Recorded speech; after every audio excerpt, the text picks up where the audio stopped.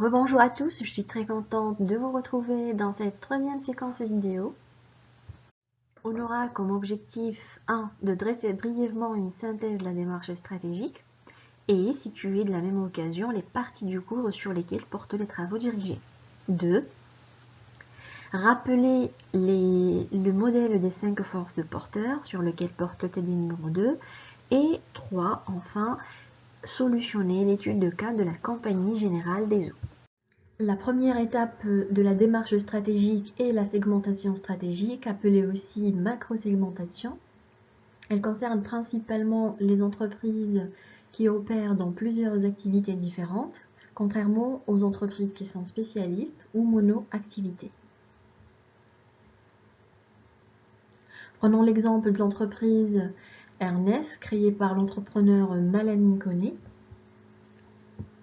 L'entreprise est spécialisée, plutôt elle maîtrise un métier 1 pour fabriquer des vêtements de sport destinés au marché dont les concurrents sont Nike et Adidas et Puma par exemple. Elle maîtrise également un métier 2, un savoir-faire 2, elle a des compétences 2 pour fabriquer des téléphones portables destinés au marché 2 dont les concurrents sont Apple et Samsung par exemple. Et elle dispose d'une compétence 3 pour fabriquer des fournitures de bureau, des fournitures scolaires destinées à un marché 3 dont les concurrents sont Bic ou Clairefontaine par exemple.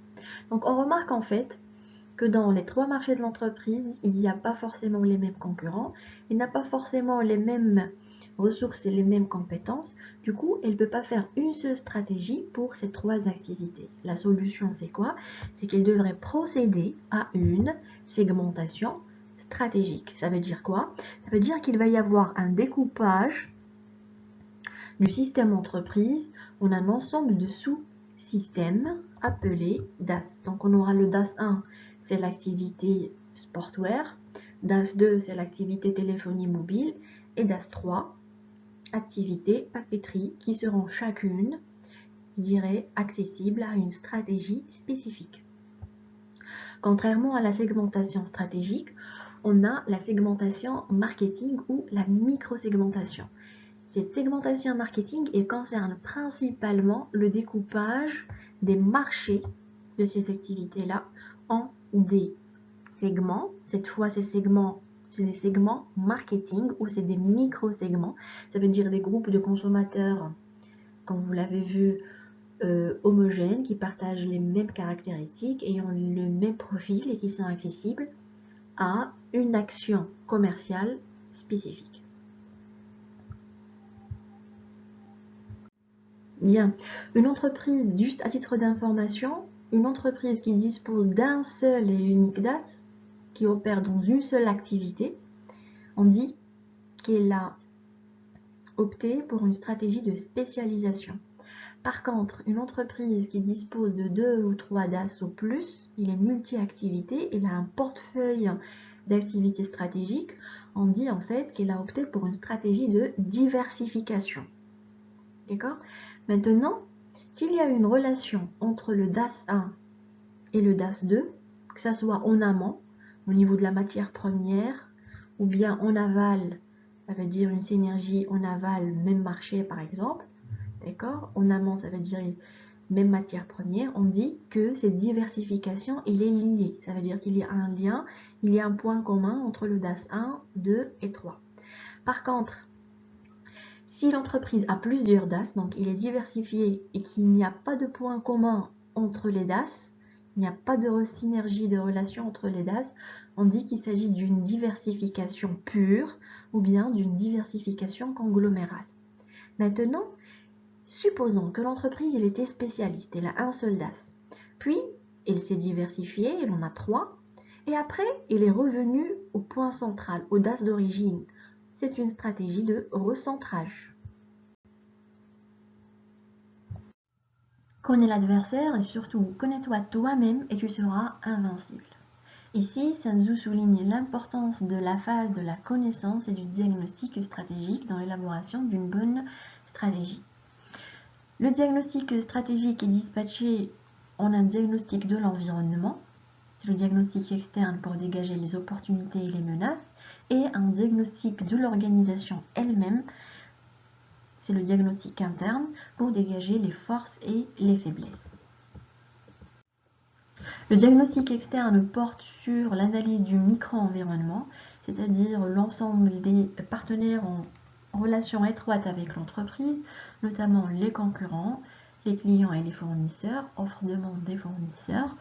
Également l'analyse de l'intensité, la dynamique concurrentielle dans un secteur d'activité, dans une industrie, à travers le modèle des 5 forces de porteurs, et c'est d'ailleurs l'objet du TD numéro 2. Il y a également l'analyse du macro-environnement, de l'environnement général de l'entreprise, à travers le modèle Pestel, et c'est d'ailleurs l'objet du TD numéro 3. Le diagnostic interne porte quant à lui sur les fonctions de l'entreprise, toutes fonctions confondues, GRH, marketing, production, logistique, financière, comptable, etc. C'est le cas qu'on va traiter au niveau du TD numéro 3.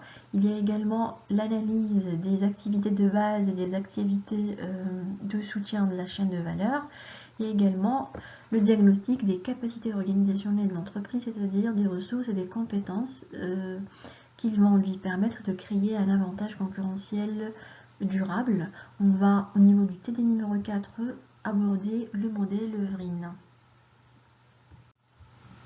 Les forces et les faiblesses qu'on va dégager du diagnostic interne, les opportunités et les menaces qu'on va ressortir du diagnostic externe vont être résumées au niveau de la matrice SWOT. S pour Strength, force, W pour Weaknesses, faiblesse, O pour Opportunities, opportunité, et T pour Threats, menace. Certains étudiants confondent entre force et opportunité, et de l'autre côté, faiblesse et menace. Maintenant, force et opportunité, c'est ces deux éléments qui sont positifs. Maintenant, quand c'est l'entreprise qui est responsable de cet élément positif, on parle d'une force. Quand c'est l'environnement qui est responsable de cet élément positif, on parle d'opportunité. Maintenant, s'il s'agit d'un élément négatif et que c'est l'entreprise qui est responsable, on parle d'une faiblesse. Quand il s'agit d'un élément négatif et que c'est l'environnement qui est responsable de cet élément négatif, on parle d'une menace. La matrice SWOT sera traitée également au niveau du TD numéro 4. Comme on l'a vu dans l'étape précédente, chaque candidat a fait l'objet d'un diagnostic stratégique, interne et externe.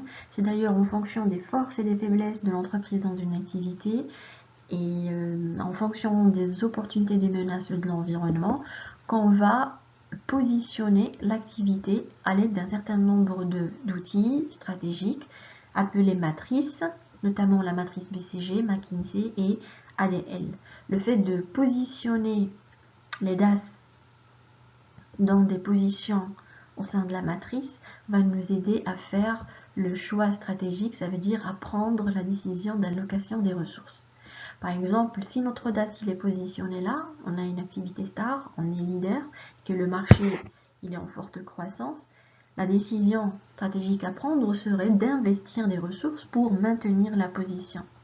Si on est là, on est suiveur dans un marché en forte croissance, d'accord, la décision à prendre serait d'investir des ressources pour améliorer la position et de passer de dilemme à star. Par contre là, si on est poids mort, la décision serait par exemple de se désengager carrément de cette activité-là. Donc on va voir ça au niveau du TD numéro 5.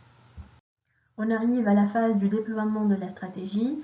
L'entreprise peut mettre en œuvre un certain nombre de stratégies, notamment des stratégies business ou des stratégies corporate, c'est des stratégies d'entreprise. On cite à titre d'exemple la stratégie de spécialisation, la stratégie de diversification, de recentrage, de croissance interne, de croissance externe, de partenariat ou d'alliance, la stratégie d'externalisation également. Il y a également les 3 stratégies de base de porteurs, à savoir la stratégie de domination par les coûts, de focalisation ou de concentration stratégique, la stratégie de différenciation. Il y a notamment les stratégies concurrentielles de Kotler, à savoir la stratégie de leader, de challenger ou de suiveur. On peut également citer des stratégies de croissance, la stratégie d'extension du marché, développement de produits ou autres. Donc toutes ces stratégies-là, avec leurs avantages et leurs inconvénients, ils ont été expliqués parfaitement avec un grand soin au niveau du cours. Je présente brièvement la stratégie d'intégration avec ses types, horizontale, verticale, verticale en amont ou en aval. Donc on suppose en fait qu'on a une entreprise. Donc en amont, l'entreprise s'approvisionne auprès d'un fournisseur. En aval, donc une fois le produit fabriqué, il sera distribué au client final. Donc le distributeur se trouve en aval. Donc lorsqu'une entreprise en fait souhaite réduire la menace de son fournisseur, il va penser à l'intégrer. Donc si on intègre le fournisseur, d'accord, donc c'est une stratégie d'intégration verticale en amont. Si l'entreprise souhaite limiter la menace de son distributeur pour en prendre le contrôle, donc c'est une stratégie d'intégration verticale, cette fois en aval parce que le distributeur que l'entreprise a acheté se trouve en aval. Passons ensuite au niveau horizontal, on trouve un concurrent. Du coup, pour limiter et mitiger la menace d'un concurrent, l'entreprise peut penser je dirais, à l'absorber. D'accord? Et dans ce cas-là, on parle d'une stratégie d'intégration horizontale. Donc on a verticale, en amont lorsqu'on rachète le fournisseur, intégration verticale en aval lorsqu'on rachète le distributeur, et intégration horizontale lorsqu'il y a absorption, je dirais, du concurrent.